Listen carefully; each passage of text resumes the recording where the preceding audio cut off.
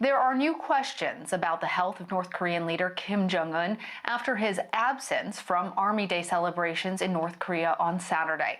This is the second major holiday that the Supreme Leader has missed in recent weeks. On April 11th, state-run media released images of Kim holding a coronavirus planning meeting. 4 days later, Kim was uncharacteristically absent during one of the most sacred holidays in North Korea, missing the Day of the Sun celebrations, which honor the late grandfather and founder of North Korea, Kim Il-sung. So in his absence, rumors have circulated about the Supreme Leader's health. Some have even questioned if the North Korean leader is still alive. So for more on this, I want to bring in Alex Ward. He's a staff writer at Vox covering international security and defense issues. Alex, we know that Kim has pre-existing health issues. What are you hearing is the latest on his health and well-being? So we're still in the rumor phase. That said, there are reports that there may be Chinese medical officials coming into North Korea to perhaps consult on his health status. But the rumors are really everywhere at this point. They range from he's just fine and recovering at a nearby facility, that he's gravely ill and maybe on the verge of death, and even that he is dead. And so it's really hard to know right now. It's all speculation. But at the moment, the notion of, oh, he may be in real trouble, that seems to have dissipated more in recent days. Well, North Korean media has been extremely tight-lipped about the status of Kim. Some outlets have even gone as far as publishing some of his old statements in an effort to maintain a sense of normalcy. Can you tell us and explain to our viewers why we're so in the dark about what's actually going on there? So a couple of reasons. The first would be that intelligence is really hard to come by in North Korea. And so even though the United States intelligence officials I speak to say, we're doing okay, we have enough stuff, it is always really hard to know the inner workings of the Kim regime, and especially his health and who's around him. The other is the culture of the secrecy in the country. Every piece of information is tightly controlled. There's a large propaganda campaign. A lot of what comes out of the country is based on rumor. And so it's hard to confirm really anything, especially something as tightly guarded as the leader's health. So between a lack of information and the way North Korea actually operates, it's just really hard to get a sense of what's going on in that country. Yeah, I thought that the idea that they were releasing old statements seemed particularly strange. Is that the first time that North Korean state-run media has done that? It's not. They tend to do it when there's nothing new to announce, in the same way that American media sometimes goes, President Trump said XYZ thing a couple of days ago.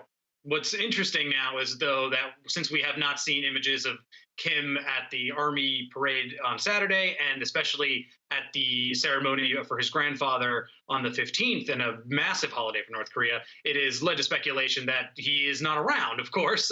We don't see new images of him, speculation as to why he's not around.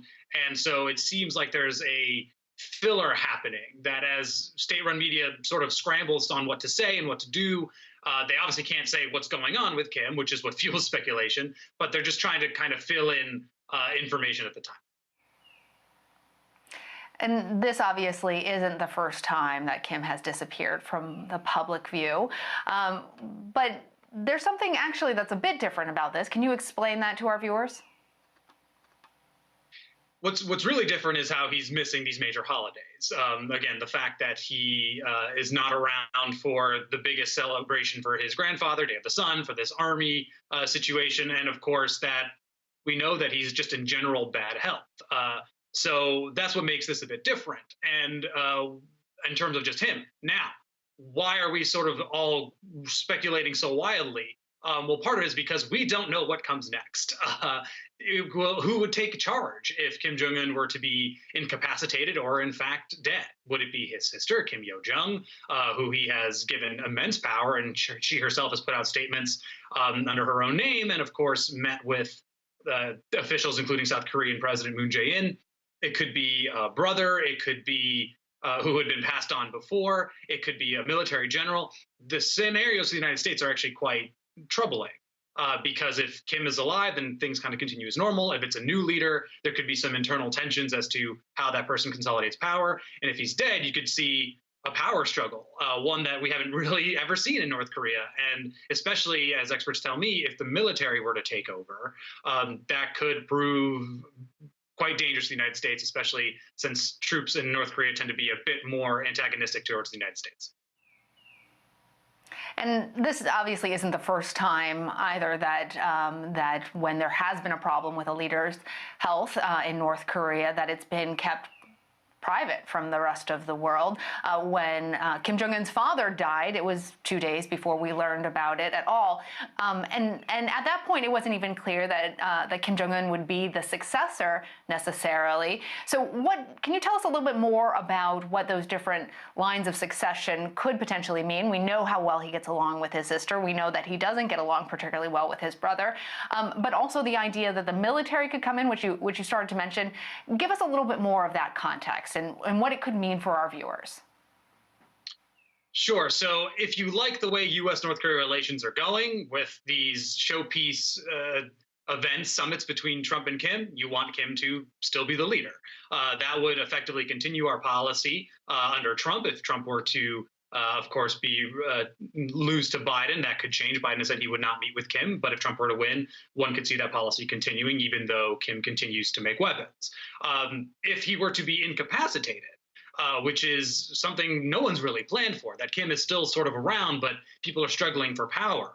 Well, that would lead to a pretty big fight, but not only between sort of Kim's inner circle, and again, odds-on favorite would be Kim Yo-jong, his sister, to take over, but that would be new for the regime. Again, someone who kind of comes in based on after a sick sibling in this case, and it would be a woman leading the country, which some people are skeptical, might be seen as a legitimate leader, although that's ridiculous in a sense, in many senses, actually.